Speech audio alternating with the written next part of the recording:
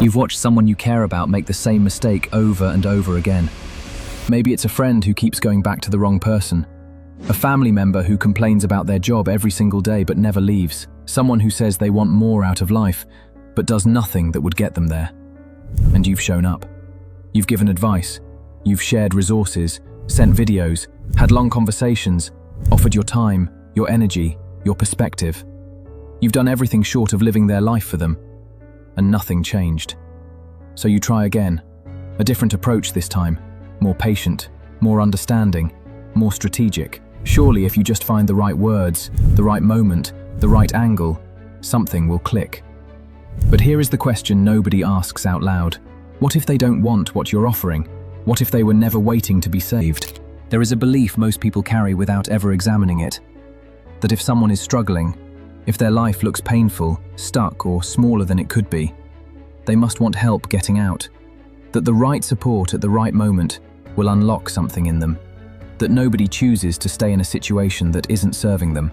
But that belief, as compassionate as it sounds, is built on an assumption that isn't always true. Some people are exactly where they choose to be, not because they're broken, not because they can't see another way, but because on some level, consciously or not, the life they have is the life they've decided to live. Today we're going to talk about the psychology behind that. Why some people are genuinely comfortable where they are, even when it looks uncomfortable from the outside.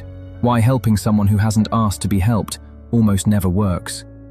And what it says about you when you can't stop trying. Now here is something psychology has known for a long time that most people refuse to accept. People do not change because someone else wants them to. They change when the pain of staying the same becomes greater than the fear of changing. Not a moment before.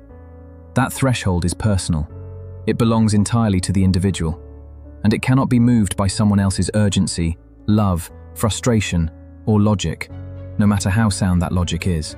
The person who keeps going back to the wrong relationship is not doing it because they haven't heard enough advice against it. They've heard it. They know. But something in that situation, the familiarity, the comfort of the known, the identity they've built around it, feels more essential right now than the alternative you're offering them. The person who stays in the job they hate is not staying because they haven't thought of leaving. They have, many times. But the fear of what leaving actually requires, the uncertainty, the risk, the loss of stability, is currently larger than the discomfort of staying. These are not failures of intelligence. They are not failures of character. They are human beings making calculations that make complete sense to them from inside their own experience, even when those calculations look irrational from the outside. And until their own internal math changes, nothing you do from the outside will change the outcome. But why do you keep trying anyway? This is the part that requires honesty. When you keep offering help that isn't being taken, when you keep pushing, advising, intervening in someone's life who hasn't asked you to, it's worth asking yourself a question that most people avoid. Who is this really for? Because genuine care for someone includes respecting their right to choose their own path, even when that path looks wrong to you. Even when you can see exactly where it leads. Even when you've been there yourself and know the ending. But there is another version of helping that has nothing to do with the other person. It's the helping that comes from discomfort with watching someone struggle. The helping that comes from a need to fix things, to resolve tension, to feel useful, to feel needed. The helping that is really about managing your own anxiety about someone else's choices. That version of helping is not generosity. It is control dressed up as care. And the person on the receiving end usually feels the difference, even if they can't name it. Which is partly why the help doesn't land. Because on some level, they can sense that the urgency behind it belongs to you, not to them. Here is the truth that is hardest to sit with. Some people are not stuck. They are settled. Not everyone measures a good life by the same standards you do. Not everyone wants the career trajectory, the relationship model, the level of ambition, or the version of growth that feels essential to you. Some people genuinely find meaning in a quieter, smaller, simpler existence, and that is not a problem that needs solving. The person who has worked the same job for 15 years and has no desire to climb higher is not someone who gave up on themselves. They may simply have different priorities. Family, peace, enough. And enough is a complete sentence. The person who keeps choosing familiar relationships over exciting but uncertain ones is not someone who is settling out of fear. They may genuinely value security and continuity over novelty. That is a legitimate way to move through the world. The moment you decide that someone's contentment is actually stagnation in disguise, that their peace is actually avoidance, that their enough is actually less than they deserve, you have stopped seeing them and started projecting onto them. And projection, however well-intentioned, is not help. It is one person placing their own unresolved desires onto another person's life and calling it concern. Let's talk about what unsolicited help actually does to a relationship. When you repeatedly offer help that someone hasn't asked for and doesn't take, a dynamic develops that most people don't notice until the damage is already done. The person being helped starts to feel judged.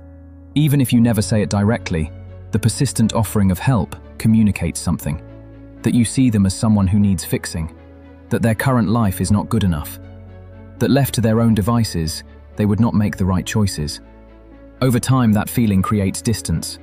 They stop sharing with you because sharing becomes an invitation for advice they didn't ask for. They start managing what you know about their life to avoid the intervention they've learned will follow. The relationship becomes less honest, which is the opposite of what you wanted when you started trying to help.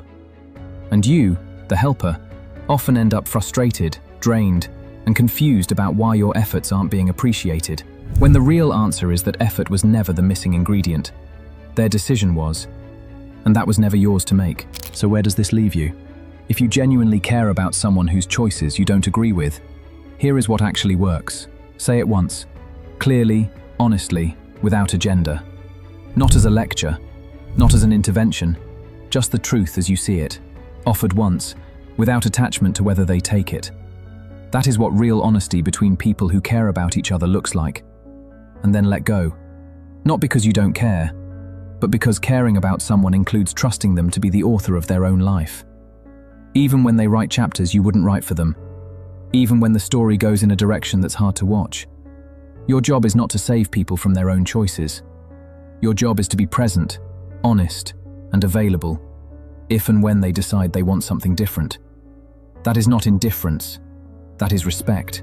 And sometimes respect is the most loving thing you can offer someone who never asked to be saved. Here is the thing that ties all of this together. The people in your life who haven't taken your help are not failing. They are living. On their own terms, at their own pace, by their own definition of what a good life looks like. And you, the person who keeps showing up with advice and resources and urgency, might need to sit with a question that is harder than any you've asked them. What would you do with all that energy if you stopped directing it at someone else's life? Because the effort you've been pouring into changing someone who didn't ask to be changed, that effort belongs somewhere. It belongs in your own life, your own growth, your own unfinished chapters. Not everyone wants the help you're offering. And the moment you truly accept that, you might realize that the person who needed it most was you. Share this with someone who needs to hear it. And drop a comment. Have you ever kept trying to help someone who clearly didn't want it? You can't unsee what you now know. This is the Unloved Mind, and I'll see you in the next one.